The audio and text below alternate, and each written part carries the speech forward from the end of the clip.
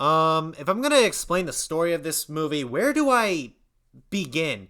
Intolerance. So Intolerance came out in 1916, and it's made by D W Griffith, the same guy that created the mother of all hangovers that came out in 1915. This one came out in 1916, and this is another movie that he is mostly remembered for. And from comparison, yeah, this was like hands down 1,000% better than well, the other one, because at least this one I am not completely distracted by something that is politically wrong, and also something that I really don't agree with.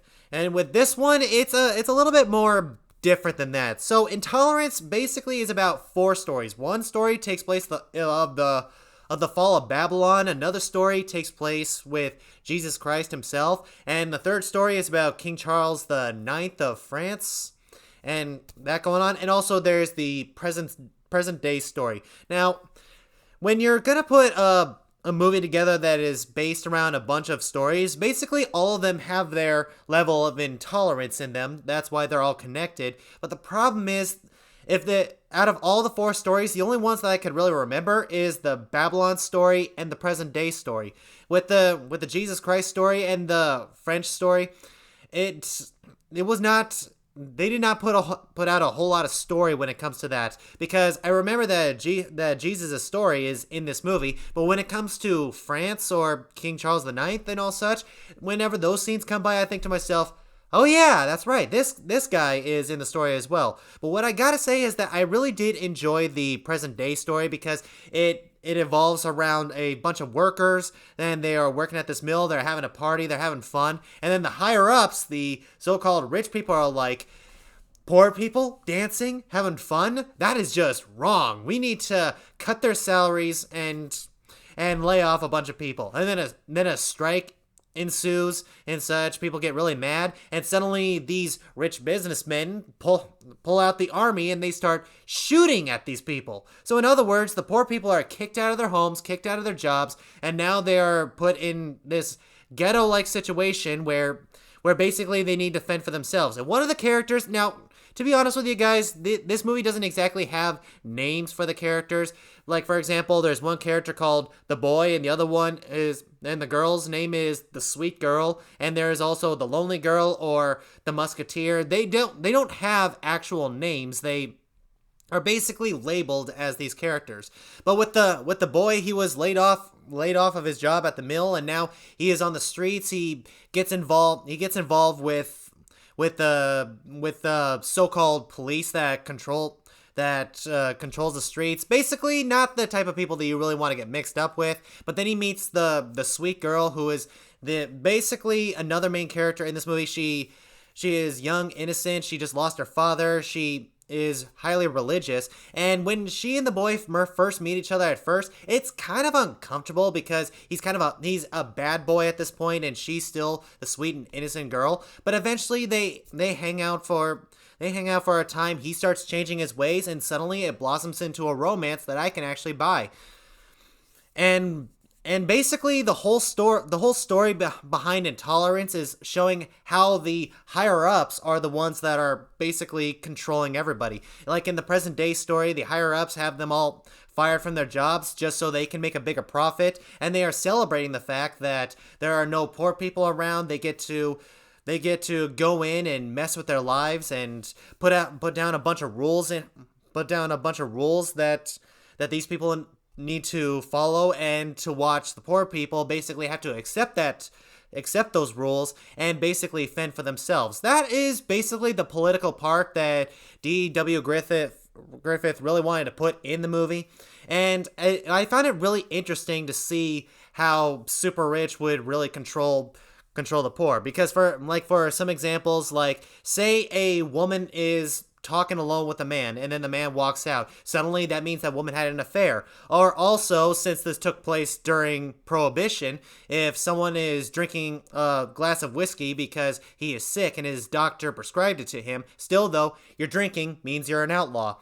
And to put in those little details in this movie, I found that really fascinating. And another thing that I really found fascinating was the Babylon story, the fall of Babylon.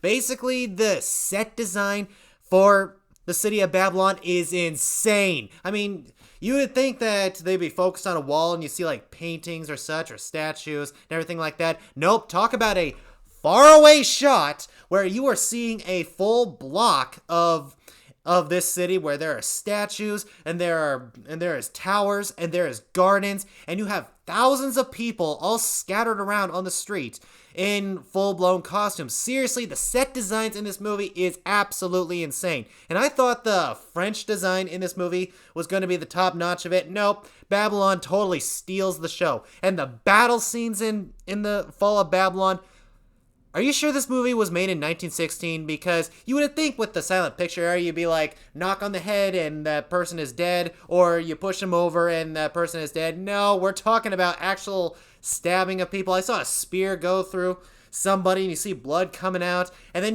I'm also seeing these two dudes like dueling it out, and then one dude just swings his sword, cuts the guy's head off, and I'm like, okay, what?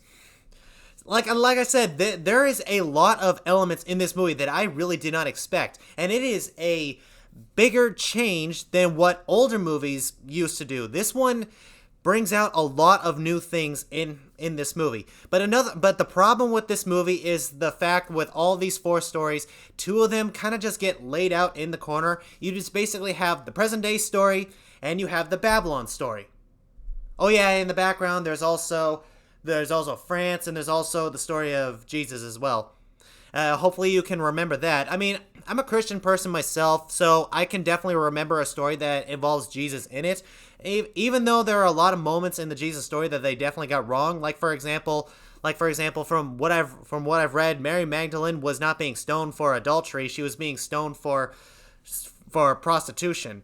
And also, there was another scene in the Jesus Christ storyline before he was ever around. You see the high Jewish priest walking around on the street. They're wearing valuables, and everyone's supposed to stop what they're doing whenever they pray or something. And the thing that he says, I was like, okay, dude. He was basically saying, God, thank you for making me better than everyone else. And you're just looking around like, okay, you just said that to a crowd of people. How do you get away with that? Because that's not exactly a prayer that I would say, for sure. And with the King Charles storyline, the only thing that I actually found really interesting about this one is the fact that his mother, she is a queen, of course. So she is a queen, of course, but she's basically the mother of the king.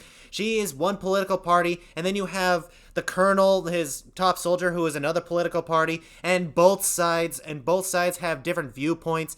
And for example, the mother would say, "Oh, there's my son, and there's my son, glorious and everything, and there's the colonel. If only he thought like us." And then the colonel is like, "Oh, there's the queen, and then there's the king. If only they thought like us." That's exactly how political parties work when you really think about it.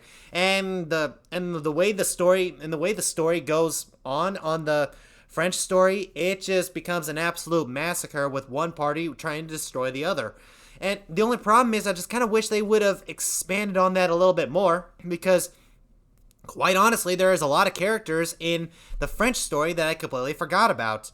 So I gotta say, the Babylonian story and the present day story is most definitely legendary. Whereas for the Jesus Christ story, I would consider it to be classic. As for the King Charles story, I doubt that you're really going to remember out of this movie, so I don't think anyone's going to hate you if you skip it. So by all rating systems, that would be my ratings of the stories, but for the entire movie in general, I would say this movie is worth watching at least once. So guys, Intolerance, have you seen it? What did you think of it?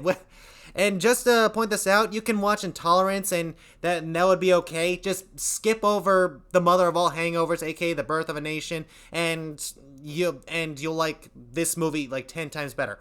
I don't know why I keep bringing it up, because I can't get the idea out of my head that the director of this movie also directed that mess, that piece of garbage. But whatever you thought, comment them down below. And also, don't forget to leave a like, subscribe, and share my videos as much as possible so I can finally get monetized, so I can challenge other reviewers to do the exact same challenge. And I'll see you in the next video.